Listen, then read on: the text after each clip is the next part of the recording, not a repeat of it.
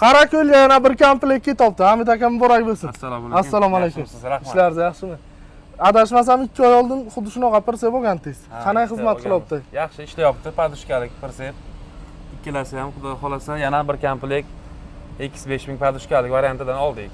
Aynan nima sabab bo'ldi sizga bizani pirsep tanlashga, Shagmanni tanlashga immindan? 22-yil Chakmani olganmiz X3000. Ha. Risolik variantidan. Endi padushkalik variantidan oldik. Tarani yengil qilish uchun. Tara yengil.